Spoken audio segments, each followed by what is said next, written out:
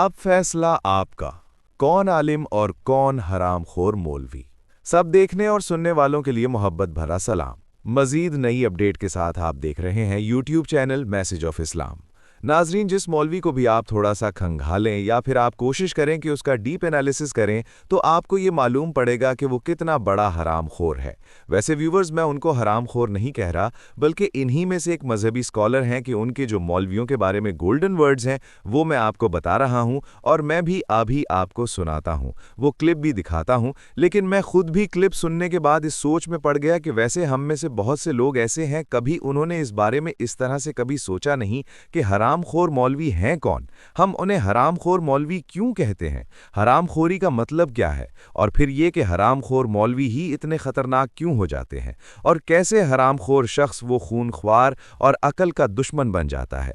पहले व्यूवर्स, मैं आपको क्लिप सुनाता हूं, जिसके बाद इन पहलुओं पर जो है वो गौर करते हैं और ये भी सोचते हैं कि इन हरामखोरों का सबसे कामयाब बिजनेस मॉडल क्या बनता है, और इस हरामखोर मौलवी का सबसे बड़ा जुर्म क्या बनता है, और क्या हर मौलवी हरामखोर होता है, और ऐसे मौलवी जो हैं वो किस चीज़ से सबसे ज़्यादा डरे रहते हैं या डरते हैं। इन पहलुओं पर बात करने से पहले आप वो वीडियो क्लिप देखें। कम से कम 2 रिपोर्ट्स जो हैं जी, सरकारी रिपोर्ट्स इस हवाले से आ चुकी हैं। ये कोई जुबानी कलामी बातें नहीं है। नंबर 1, जनवरी 2024 में स्पेशल ब्रांच की रिपोर्ट आई जिसमें यह बताया गया कि इस तरीके से हनी ट्रैप किया जाता है बच्चों को, तौहीन मजहब के मुकदमात उन पे बनाए जाते हैं। और दूसरा, अक्टूबर 2024 में national commission for human rights, जो पाकिस्तान का एक सरकारी इदारा है लेकिन इंडिपेंडेंट है, उनकी रिपोर्ट में भी ये सेम चीज आई। इस रिपोर्ट को चैलेंज किया ब्लास्फेमी गैंग ने, जो इसके नाम के ऊपर हराम कमा रहे हैं और अपने एसेट्स में इजाफा कर रहे हैं, लाहौर हाई कोर्ट के अंदर। तो फाइनल जो डिसीजन आया वो ये था कि फिल वक्त इन रिपोर्ट्स की बुनियाद के ऊपर किसी के ऊपर कोई कार्रवाई ना की जाए। रिपोर्ट्स को जाली करार नहीं दिया, जो ये लोग झूठ बोल रहे हैं कि जी वो तो रिपोर्ट ही उन्होंने खत्म कर दी, खत्म नहीं की। उस रिपोर्ट की तहकीकात करने वाले वही थे जिनके खिलाफ वो रिपोर्ट थी। मुझे बताएं, दुनिया में ये होता है? कम से कम 2 रिपोर्ट जो हैं जी, सरकारी रिपोर्ट्स इस हवाले से आ चुकी हैं। ये कोई ज़बानी कलामी बातें नहीं हैं। नंबर 1, जनवरी 2024 में स्पेशल ब्रांच की रिपोर्ट आई जिसमें ये बताया गया कि इस तरीके से हनी ट्रैप किया जाता है बच्चों को, तौहीन मज़हब के मुकदमात उन पर बनाए जाते हैं। और दूसरा, अक्टूबर 2024 में national commission for human rights, जो पाकिस्तान का एक सरकारी इदारा है लेकिन इंडिपेंडेंट है, उनकी रिपोर्ट में भी ये सेम चीज़ आई। इस रिपोर्ट को चैलेंज किया ब्लास्फेमी गैंग ने, जो इसके नाम के ऊपर हराम कमा रहे हैं और अपने एसेट्स में इजाफा कर रहे हैं, लाहौर हाई कोर्ट के अंदर। तो फाइनल जो डिसीजन आया वो ये था कि फिल वक्त इन रिपोर्ट्स की बुनियाद के ऊपर किसी के ऊपर कोई कार्रवाई ना की जाए। कोर्ट्स को जाली करार नहीं दिया, जो ये लोग झूठ बोल रहे हैं कि जी वो रिपोर्ट ही उन्होंने ख़त्म कर दी, ख़त्म नहीं की। उस रिपोर्ट की तहकीकात करने वाले वही थे जिनके खिलाफ वो रिपोर्ट थी। मुझे बताएं, दुनिया में ये होता है। आपने वीडियो तो देख ली है, लेकिन वैसे हरामखोर मौलवी का एक सीधा सीधा मतलब तो ये बनता है कि जब दीन को किसी भी शक्ल में बेचा जाता है और बेचने वाला जो होता है वो हरामखोरी करता है। और वीडियो जो मैं भी आप बना रहा हूं, ये अगर आपको बुरी लगती है तो फिर मेरा ख्याल है आप ये समझ लें कि ये आपके ईमान पर नहीं बल्कि आपके मफाद पर सवाल उठा रही है।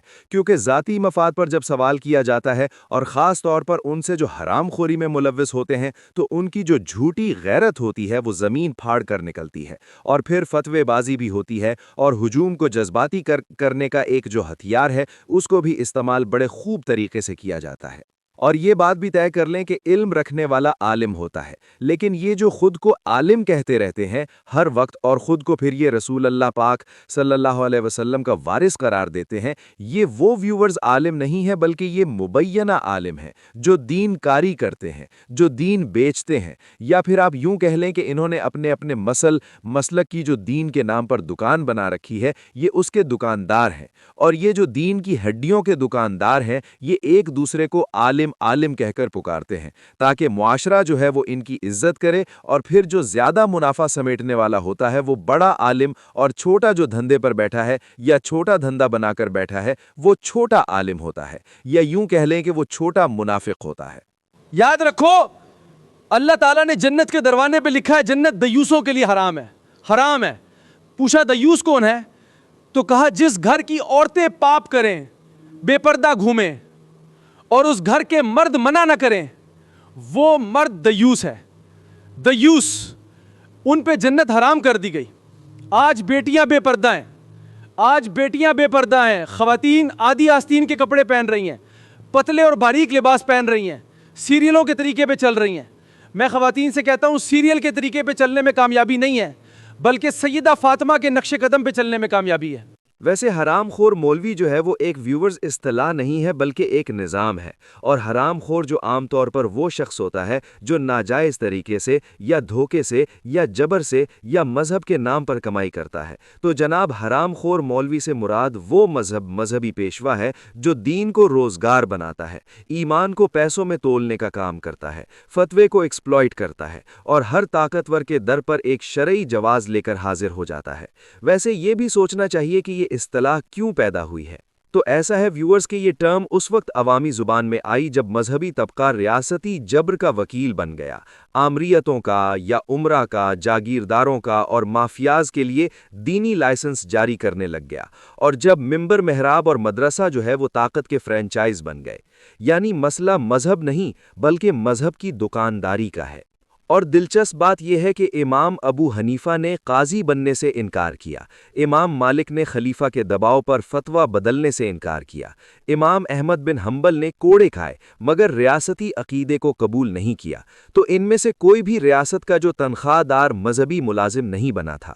تو حرام خور مولوی بھی دراصل اسی روایت کی بالکل ضد ہے، کیونکہ حرام خور ہونا جو ہے وہ صرف رشوت یا چندہ کھانا نہیں ہوتا، حرام خور وہ بھی ہوتا ہے جو سچ جان کر خاموش رہتا ہے، ظلم دیکھ کر مظلوم کو صرف صبر کرنے کا درس دیتا ہے، اور ہر طاقتور کو فتنے سے بچانے کے نام پر ایک کلین چٹ جو ہے وہ ان کی جیبوں میں ہوتی ہے۔ اور یہ وہ لوگ ہیں جو خدا سے نہیں بلکہ طاقت سے ڈرتے ہیں اور طاقتور سے ڈرتے ہیں، اور دین کو مروڑ تڑوڑ کر اسی طاقت کے حق میں استعمال کرتے ہوئے آپ کو دکھائی دیتے ہیں اور ان کی تعریفیں کرتے ہوئے دکھائی دیتے ہیں۔ جو امریکی صدر نے امن بورڈ بنایا ہے اس میں شمولیت کے فیصلے کا اعلان کیا ہے۔ پاکستان نے یہ فیصلہ اپنے برادر اسلامی ممالک کے ساتھ مشاورت اور اپنے فلسطینی بھائیوں کے وسیع تر مفاد میں کیا ہے۔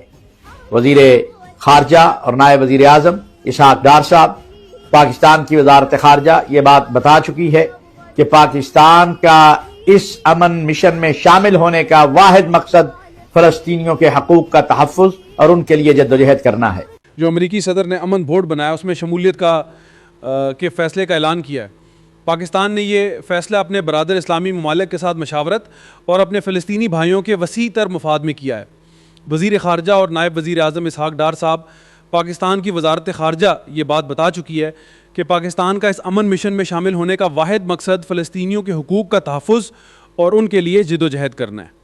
اور پھر ویورز انہی حرام خور مولویوں کی سب سے بڑی جو ایجاد ہے وہ جہنم کا بزنس ماڈل ہے، یعنی عورت کو بھی ڈراؤ، نوجوانوں کو ہر وقت شرمندہ کرتے رہو، فن اور فنکار کو کافر کہو، سوال کرنے والے کو گمراہ قرار دے دو، اور خود جو ہے وہ VVIP پروٹوکول میں گھومو، VVIP حج کرو اور حکمرانوں سے حج کوٹے حاصل کرو، پھر حکمرانوں کے ساتھ بیٹھو، بیٹھ کے جماؤ اور ان کے حکمرانی کے حق میں دلیلیں گھڑتے پھرو، اور ہر ظلم پر ہمیشہ خاموش رہو۔ تو جناب یہ وہ جہنم ہے جو صرف کمزور کے لیے انہوں نے بنا رکھی ہے، طاقتور کے لیے یہ ہمیشہ جو ہے وہ اجتہادی غلطی ہی قرار پاتی ہے۔ اور پھر ریاست کو مولوی بھی اسی لیے چاہیے ہوتا ہے تاکہ ظلم کو شرعی جواز جو ہے وہ مل سکے، تاکہ ناکامی کو تقدیر کہا جا سکے، تاکہ سوال کو فتنہ کہا جائے، اور پھر مولوی کو ریاست اس لیے چاہیے ہوتی ہے تاکہ اس کا کاروبار محفوظ رہے، اس کی اجارہ داری بھی قائم رہے، اور اس کا خوف جو ہے وہ عوام میں بالکل برقرار رہے۔ تو یہ بدصورت عاشقی معشوقی جو ہے وہ بہترین سودے بازی کا دوسرا نام ہے۔ اور اچھا ایسے حرام خور مولویوں کا سب سے بڑا دشمن بھی ہوتا ہے، اور مزے کی بات یہ ہے کہ یہ دشمن بھی اس نے خود ہی بنا رکھا ہے۔ وہ خود سمجھتا ہے کہ یہ دشمن ہے، یعنی یہ طبقہ سوال سے ڈرتا ہے، تحقیق سے نفرت کرتا ہے اور سوچ کو بغاوت سمجھتا ہے، کیونکہ اگر لوگ سوچنے لگ گئے ہیں تو فتوے جو ہیں ان کے بیکار ہو جاتے ہیں اور خوف ناکام ہو جائے گا اور دکان بند ہو جائے گی۔ تو اس لیے کہا جاتا ہے کہ زیادہ عقل بھی ان حرام خور مولویوں کے ایمان کے لیے بہت زیادہ نقصان دہ ہوتی ہے، اور یہ وہ جس طرح ایک ڈبی کے اوپر لکھا ہوتا ہے کہ یہ دوا بچوں کی پہنچ سے دور رکھیں، تو اس طرح کی جو سوچ سوال کرنے والی بات ہے، تحقیق ہے، یہ ان مولویوں نے اپنی پہنچ سے دور رکھی ہوئی ہے۔ اور عوام کو بھی کہتے ہیں کہ اپنی پہنچ سے دور رکھیں۔ آپ کا اس بارے میں کیا خیال ہے؟ اس ٹرم کے بارے میں کیا خیال ہے جو انجینئر محمد علی مرزا نے بیان کی ہے اور زیادہ تر مولویوں کو حرام خور مولوی قرار دیا ہے؟ اور پھر یہ کہ اپنے ارد گرد بھی نظر دوڑائیں تو آپ کو معلوم پڑے گا کہ آپ کے ارد گرد کتنے ایسے مولوی ہیں جو اس حرام خور مولوی کی جو ٹرم ہے اس کے اوپر بالکل فٹ بیٹھتے ہیں۔ میں چاہوں گا کہ آپ کامنٹ کریں، شیئر کریں اور ویڈیو پسند آئے تو لائک کریں اور چینل کو سبسکرائب کریں۔ آپ کہاں سے ہمارا پروگرام دیکھ رہے ہیں ضرور بتائیں۔ یوٹیوب چینل میسج آف اسلام۔ رکھتے ہیں مسلمانوں کا دین، دل سے ہے خدا میں ختم المرسلین۔